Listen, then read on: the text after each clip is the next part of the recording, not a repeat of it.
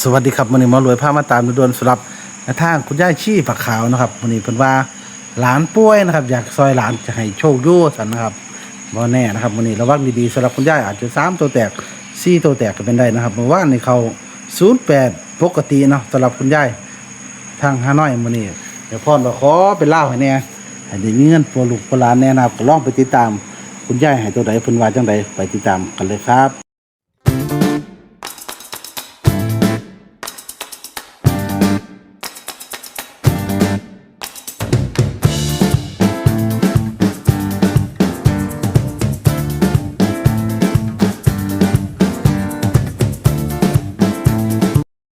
สวัสดีครับแม่พ่อนครับ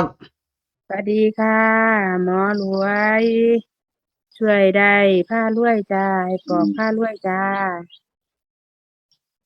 คุณยายสวัสคุณพระดีจ้าขาวเนาะจ้าอืมคุณยายสีพระขาวเด้อนะครับมันด่วนๆวันนี้กูเจมึงปังอยู่ดอกกระสันว่าอืมอืมปังกับปังแหน่ไปน้อยไปจะน้อยหลายไปเล่าวพัฒนาแหน่ไปลาวพัฒนา2 ทุ่ม 25แหน่เห็นอืมบอกว่าลาวพัฒนาอ่านเบิ่งคักๆกันดอกอืมไปจะน้อยอะโลดกันดอกอืมจังน้อยมันบ่เป็นเงินไปเด้อไปจ้าซี่ผมก็บ่เล่นซะหน่อยนะไปจะน้อยอะโลดก็ไปลาวจ้าเพียคือเพิ่นเล่นคือเขาเจ้าเล่นซะหน่อยว่าง่ายโดดไปจ้า น้าน้อยเนาะก็เขามันก็ได้เงินอยู่ดอกก็มานั่งกันซะหน่อยคนพันคนซื่อๆดอกจักหาคนจังซี่นะอืมจ้ะมันก็บ่เป็นเงินเป็นทองให้นะครับตรงไหนคุณยายพยายามไปเล่าวพัฒนามันจังสิเป็นเงินเป็นทองอืมจ้ะตามนี้เพิ่นก็ให้มาแล้วล่ะ4 ตัวคือเก่าเออเจ็ดเรียกว่าห้าเจ็ดห้า09จ้ะอืมเบิ้ล99มื้อนี้จ้ะ750เอ่อเงิน99จ้ะกัน6นำเด้อเพิ่นเนาะจ้ะอืมแล้วจะ75บ่7509อืมจ้ะ59แล้วก็อืม59 99 50บ่อืมอันหลายเอาหลายมันก็สิหลายโพดมันเนาะเขาตัดเอาเองดอกจ้ะทางคัเขานเจ้าก็หลายมันเป็นบ่งามตาโพดอืมเอาเดี๋ยวเอาพี่น้อง FC เนาะจ้ะอืมเดี๋ยวก็เด้อนะครับระวังมื้อเก่าไปนี้ล่ะพบนะท่านว่ากูให้มึงแตกมื้อนี้ล่ะกูสิให้มึงแตก3 ตัวซั่นน่ะ โอ้ใช่3มันว่ามันน่ะจ้ะโอ้ห้าโหเก้าศูนย์ไปรวดว่าซั่นอืมแล้วว่า590จ้ะอืสิให้มมันแตก590เนาะลาวพัฒนาว่าซั่นก็ระวังเอาเด้อคุณยายว่า590 3ตัวก็ระวังเบิ่งว่าซั่นบ่590บ่จ้ะสิให้อืมมันแตก590เพิ่นว่าจังซี่แหมเตรีพี่น้องเบิ่งยมตัวโลดว่าซั่นครับมีตัวเนาะข่อยอีกแล้วเนาะเพิ่นบอกเอาลองเบิ่งพี่น้องกลับเอาเองแต่งเอาเองนำเนาะก็จ้ะบางทีเราก็สับเองก็พร้อมก็ได้คือกันอืมเราก็สับบ่มักน้ำยาก็สับเองเลยนะทั้งจ้ะ750จังซี่ก็ได้หรือสิเป็นอัน759จังซี่ก็ได้จ้ะอืมมันอยู่กับพี่น้องต้องวิเคราะห์เอาเนาะว่าจ้ะสิมักคือคุณยายบ่อืมแต่ว่าส่วนใหญ่คุณยายบ่ค่อยเลี้ยงปานใดเด้ก็ระวังเอาอืมแม่นเพิ่นสิบ่ค่อยเลขเพิ่นสิบ่ค่อยเลี้ยงบางอืมทีก็สิมาเก็บ09ไปจังซี่เนาะแม่อืมนสิเป็นซั่นส่วนใหญ่จ้ะ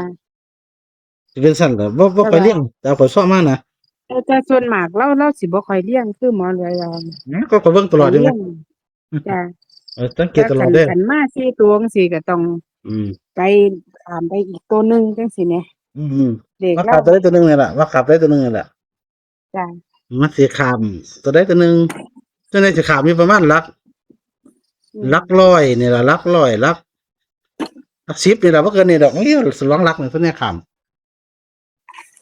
อืมตามซอบเบิ่งเด้อตามเห็นมาเป็นส่วนใหญ่นะ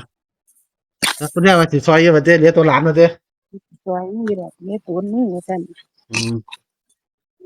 คือเป็นเด็ดดอกรักยางรักก็เด็กที่ตายางยางดอกหลักมันก็เด่นเข้าตาหลายอันจนว่าหมอว่าถ้ายังไม่ดีให้มายิ่งเลยเซอร์แต่เขาก็อยากยิ่งให้อยู่มื้อนี้เมื่อวานเพราะว่าเงินของมันบ่ถึงอืมเออแม่เลยว่าให้เฮ็ดทางอื่นไปก่อนได้บ่ก็เลยว่าเอาจั่งซี้คันบ่ทิมได้ดีคักอะคือมันเป็นคลินิกเนาะเราต้องหาเตรียมเงินไปพร้อมแหมอืมเออต้องเตรียมเงินไปเพราะว่าถ้าได้ทำไมพัน 5,000กว่านี่ล่ะขึ้นไปเขาว่ายิ่งนะครับที่สุดพอขึ้นอืมขึ้นไปจ้ะเนาะหมายถึจ้ะงว่าบ่ได้นิ่งอยู่5,000มีโอกาสขึ้นจ้ะอีกอืมจ้ะ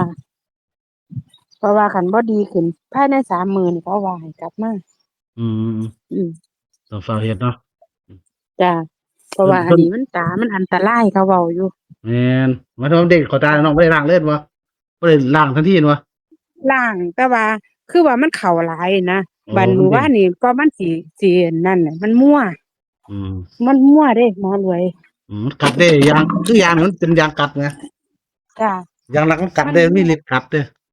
มันสิมั่วเลยมั่วแล้วมันเฮ็ดให้เจ้าของอันเดี๋ยวบ่เห็นนั่นแหละมื้อวานมันเลยย้านเจ้าของตาบอดไหว่าซั่น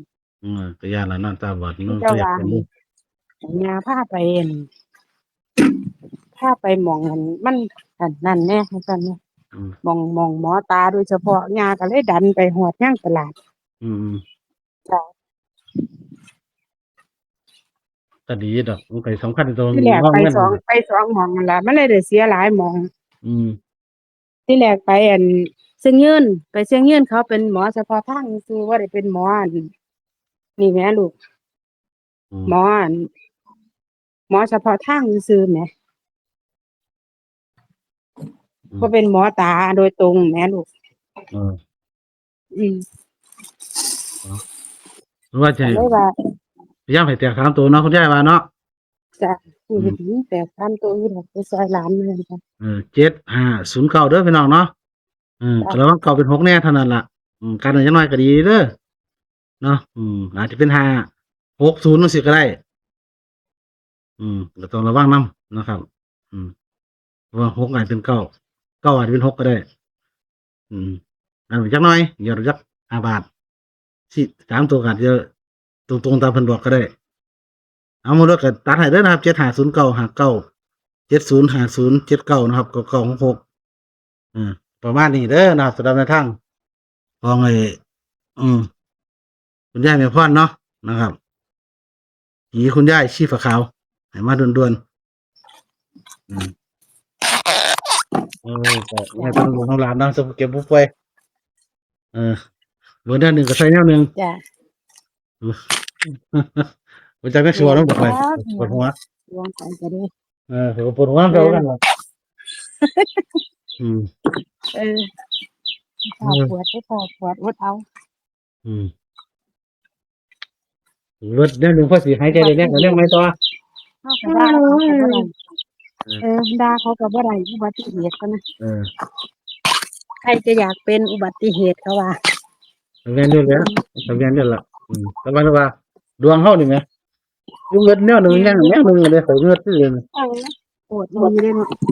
สิว่าได้อยู่หายใจเที่ย